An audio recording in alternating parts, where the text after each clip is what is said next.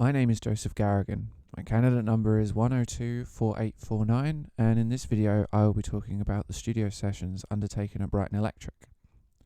My main goal when I was told we had access to a high-end music studio was that I wanted to test out vocal mics to find out if one, I was already using an AKG C900M condenser microphone, was an effective mic or whether I needed to invest in a better quality one.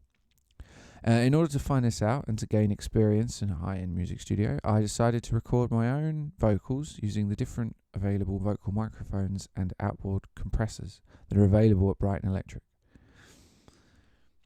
The first track to be recorded was Hit the Ground, which you can see here. This track contains the first of the 3 vocal tracks that I recorded. In this track, the 2 vocalists featuring was myself and a session female vocalist. As a group, we made sure that we were prepared before the session musician turned up to the studio. When she came, we had all the microphones already set up. The headphone bus was already ready to send the backing track to the vocalist, and the Neve BCM10 desk was armed and ready to record. I myself made sure that the backing track was finished at to a recordable point in the mix. For this track, the planning of the project was key to the success of the outcome, mainly because the vocalist may not have been able to do a good performance if they felt rushed when it came to the recording. In this session, however, the vocalist arrived at 8 o'clock and we were finished with the take in 15 minutes. When it came to the recording, I used 2 different mics, an AKG 414 condenser and a Neumann U87. These microphones were placed 30 centimeters away from the performer's face and placed side by side each other. This was done to make sure that both microphones were capturing the same sound.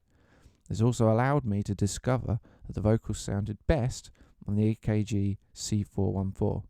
This microphone is well known for having a good bass frequency capture response, so it's not surprising that it sounded a little better than the Neumann U87, which is used for more high frequency recordings. The second track, entitled Fall in Love, was recorded shortly after Hit the Ground.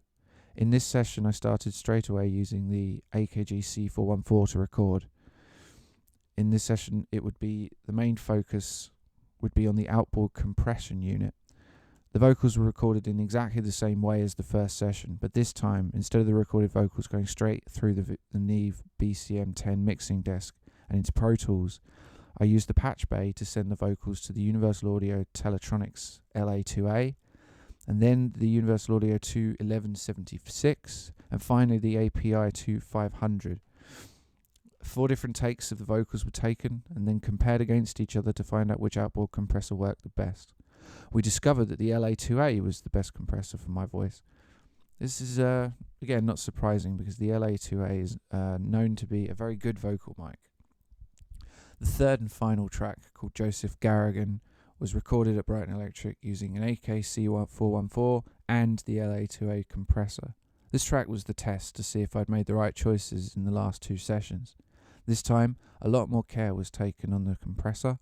I made sure that it was working around 15 dB threshold at a 2-to-1 ratio, and I've also felt it was quite important to have a fast attack to keep up with the fast delivery of the vocals. And this made for a clear and very well captured recording session. From this, I think that this piece has been a great success. In the future, if there is a track that requires a low register male vocalist, then I'm safe in the knowledge that I have a default technique that I can use straight away to see if it captures their voice successfully too. Of course, all vocals are different, so this is not a solid formula, but this experiment was chosen to see what mics and compressors would work best with my own voice. And in that regard, it has been a great success.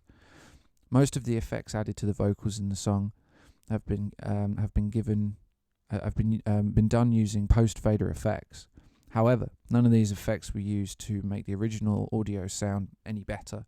I found that there was a problem with a lot of the old tracks that I was working on. A lot of touching up was needed for the vocals. As I work with a lot of electronic music, it is necessary to add some of these effects to allow the vocals to sit comfortably in the mix. That being said, many effects there was no compressor being used post-fader in Fall in Love and Joseph Garrigan. The LA2A had already taken care of most of the serious discrepancies in the amplitude, and the choice of microphone had eliminated most of the touch-up need of the sound using an EQ. All of this has allowed for greater freedom when recording vocals, and has also been a great insight into the nature of studio environments.